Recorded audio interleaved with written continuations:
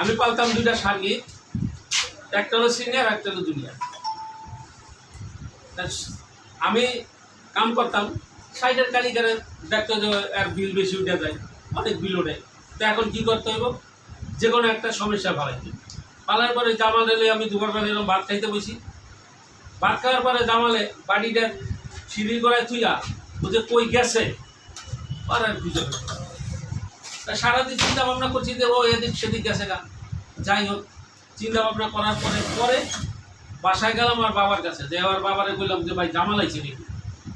আর বাবার কাছে জামাল দিছি তোমার জামালে বাসায় আমার ছেলে কই গেছে, তুমি কই থেকে বাইর করে দেবা তা আমি জানি না। তা আমি ভালো পেরেশনের ভিতরে আছি। ঢাকা মেডিকেল, এই ধানমন্ডি ৬ নম্বর থানা, চতুর্দিকে খুঁজা না পাইয়া জামালের বাপের আছে ৫০০ টাকা দিলাম। জামাল বাপের ৫০০ টাকা দেওয়ার পরে কই ভাই অতিরিক্ত ৬০০ টাকা। আর ওই বড় একটা দোকান ছিল মেহবুব, এদের এই টেলিফোন নম্বরটা দিলাম, যে যাওয়ার সাথে সাথে ফোন করে দিয়ে তাহলে আমি তো শান্তি পাবো।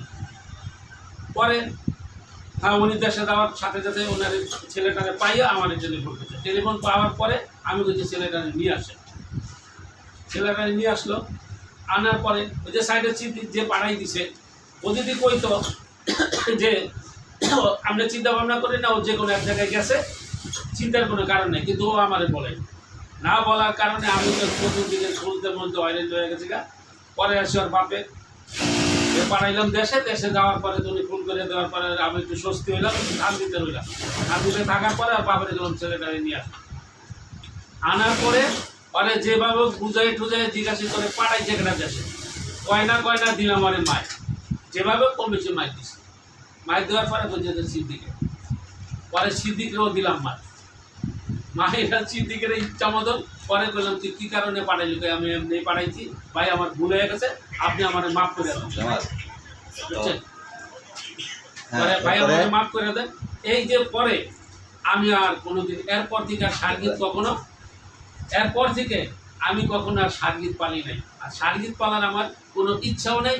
যে কয়েকদিন আছি এইভাবেই চালাই যাবো, আল্লাহ যদি চালায়। আর সার্গিতের আমার কোনো পালারও ইচ্ছা নেই, আর পালবো না। আসলে এটাই হলো ব্যাপারে আপনার এতটা কষ্ট লাগলো কি?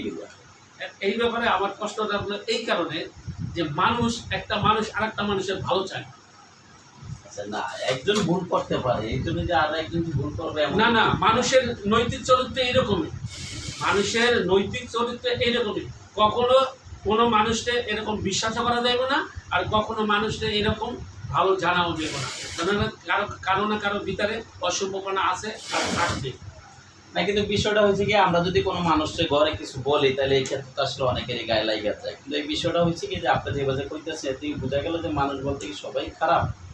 মানুষ বলতে সবাই খারাপ না, ঠিক আছে, তার ভিতরে ভালো আছে, কিন্তু ভালো মানুষ খুব কম। সমাজে ভালো মানুষ পাওয়াও যায় না, এবং আজ থাকলেও তারা সমাজের ভিতরে সেরকমই করে না, তারা নিরিবিলি থাকে। কিন্তু আমাকে জানা মতো তো আমরা জানি তো যে না, মানুষ এখনো ভালো আছে, মানুষ এখনো আসলে হয়তো দুই একজন একটু খারাপ হইতে পারে। কিন্তু এখন বাবুল ভাই যে কথাটা বলতে আছেন, এই কথাটা তো বোঝা গেল যে মানুষ আসলে এখন অনেক খারাপ হয়ে গেছে। এটা কতটুকু সঠিক আপনি বলতে আছেন? আমি আমার চোখে দেখি ঠিকই খারাপ, মানে আপনার চোখে কতটুকু খারাপ লাগে সেটা আপনি জানেন না। হয়তো আপনি আমার মতন যদি সমস্যায় পড়েন, তখন আপনি হয়তো এটা আপনার এতে আসবে, নলেজে আসবে যে না ঠিক আছে, মানুষ আসলে খারাপ। কিন্তু বিষয়টা হয়েছে কি বাবুল ভাই, একটা সার্গিত এইভাবে আপনার গেছে গা, পাশে একটা কারিগরে আপনার খেদায় দিচ্ছে, বুঝলাম। কিন্তু এখন তো হাজার হাজার সার্গিত এখন মানুষ হইতেছে, আমরা তো আজ পর্যন্ত এরকম শুনি নাই। কিন্তু তারপরে আপনি যখন এই কথাটা বলছেন, কিন্তু আসলে এখন দেখি আমরা আরো দুই দিনের দ্বারা এটা শুনতে পাই কিনা। আর সবচেয়ে বড় কথা কি বাবুল ভাই, তা আপনি কি এখন আর চিন্তা ভাবনা করছেন যে এই বয়সে যে কারো মাস্টার শিখাইবেন বা কি কোনো সার্গিত রাখবেন, নাকি এই বিষয়ে আপনি কি করতেছেন? যে না, আমার এই বয়সে আর এখন আর সেরকম আমারও রুচি নাই, আর আমি এরকম কাউকে আর চাই না যে এই কাজে আগ্রহিত। ঠিক আছে বাবুল ভাই, আপনারা অনেক থ্যাংক ইউ আমাদের সময় দেওয়ার জন্য, ধন্যবাদ আপনাকে।